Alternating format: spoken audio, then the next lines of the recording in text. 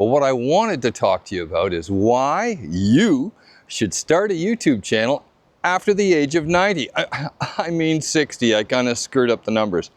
But we're going to talk about a variety of things relating to that. And we think that it's a great opportunity. Okay, so let's go.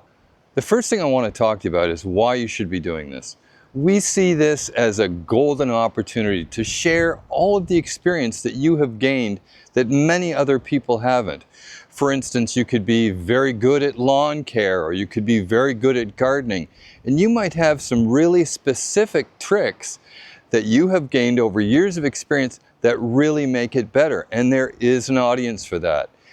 There's over 8 billion people watching YouTube, and you should be one of the contributors to create content for YouTube. The other thing is, whoa, hang on, Betty.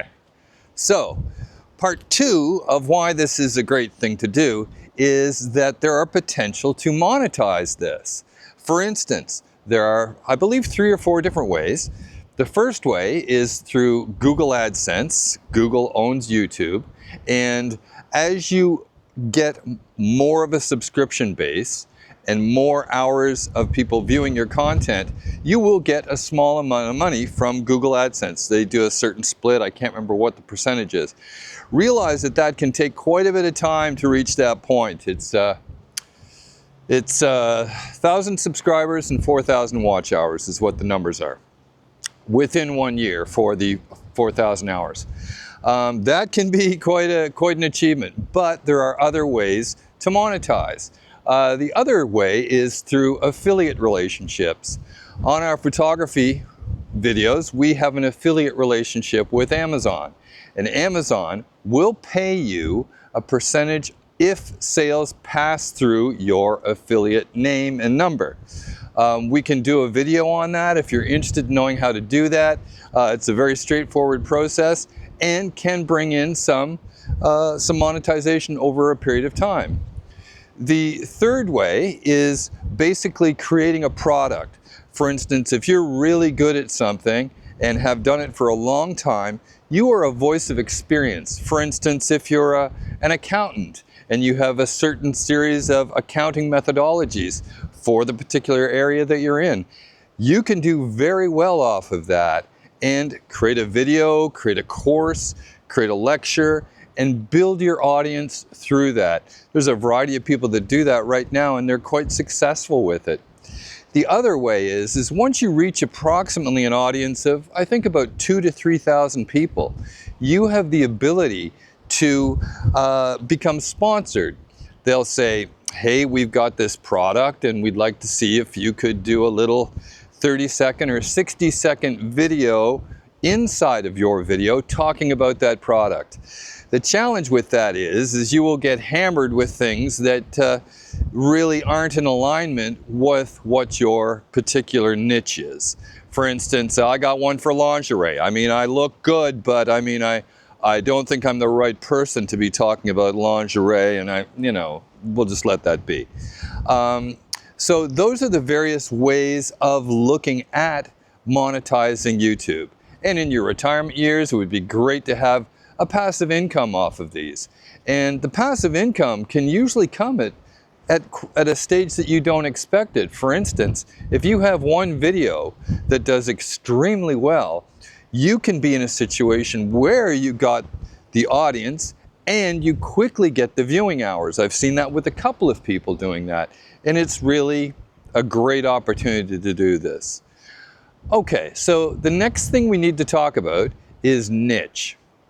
So your niche is what you really love and what you're really good at and what you're really passionate about and what you have a massive amount of knowledge. In my case, I've worked in photography and film and games and interactive content for a long, long time. And so that is very much the niche that I sort of go into.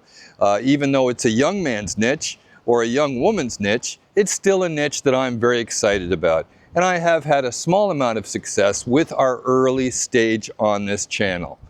But finding your niche and really looking closely around that, write down many ideas and start picking and choosing the ones that you think could really be the avenue of your niche opportunity. And because you love it, you have lots to talk about it and lots to share with people and lots of little tricks. So really spend the time to focus on that.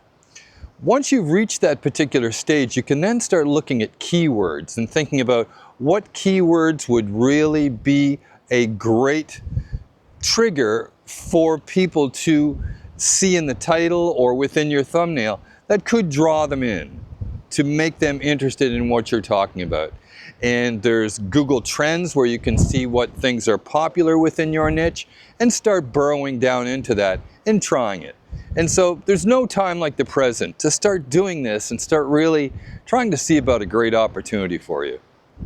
Okay, so the next thing I want to talk to you about is consistency. And consistency can be the monster of them all. But what that means is to try and get a video out at least once a week or twice a week or once a month. Whatever the number is, just make it consistent and do your homework on what those stories should be about versus just sort of right? Really spend the time and you'll find that you'll really enjoy that. And on top of it, realize that, hate to be harsh, but your first bunch of videos are gonna suck. They are gonna be really bad. But it's going to be great to look back at them with a sense of humor and satire as you have matured and gotten better not only in your presentation, but also in what you're talking about and the way that you present these parts of your story and what you care to talk about and what you intend to focus on. The thing I'd like to talk about is authenticity and being you and being who you are, not trying to be someone else or imitate another type of person or imitate another type of style. Be yourself. And as you practice this and get doing this more and more often, your authentic voice will come through. The only thing I would say is the major little trick is to smile about 10% more than you normally would. Be as if you're talking to your best friend and have a relationship with them. And that best friend is the camera and you, the audience. So work really hard to develop that relationship. It'll take a little bit of time, probably 1 or 2 months. Once you get through the car wrecks of your earliest videos, you'll be getting better and better, and it will really shine through, and people will really gravitate that because they're seeing your face, they're seeing your authenticity, and they see the love that you have for the niche that you're talking about. Okay, so why, how, what? Why, how, what? Let's talk about how. Okay, how? How is, what type of equipment and gear do you need to do this? Well, when you first start out, most smartphones are extremely good, have extremely good cameras. For instance, the iPhone and Samsungs have great cameras and great video capabilities. Just make sure that you do a few tests and get that working right. The second, and I consider the most important part of this whole thing, is audio fidelity. I use the DJI Mic 2 and it gives extremely good audio in what would be considered a very windy condition. And we've been very happy with that, but also we use the Pocket 3. The Pocket 3 is a very small and lightweight camera that has a gimbal to it. It has very good quality in 4K. And the whole thing with the mic and the camera is under, I think, about $600 US. So it's really affordable. And the big plus is that the audio synchronizes with the video in the camera and saves you all of that headache of synchronizing the audio to the video, which can be a big time-saving dragola. So the other thing is lighting. If you can, use natural lighting as much as possible. As you can see, I'm in a shaded area because light in a very bright situation will create strong and ugly shadows. So what I advise is shooting either in the morning with natural light, approximately 8 or 9 o'clock, depending on where you are, or in the evening, which is just before, let's say, magic hour, like 5 o'clock. That way you get nice, soft, beautiful light laying upon your face and you don't look like a scary shadow monster. So, once your channel starts generating some traction, let's say, and you have figured out some form of monetization for it, you can then spend some money on lighting. But there's a lot of very fantastic DIY lighting tricks, and if you're interested in learning that, I can certainly do a video on how we did it for, oh geez, I think about $15, and it turned out really good. So we're really happy about how that kind of came together for us. Eventually, as we get bigger and better, we'll be getting a different lighting setup. But for now, it works just fine for us. Okay, so one other thing I wanted to kind of get back to, I kind of went a little too fast, was specifically talking about monetization.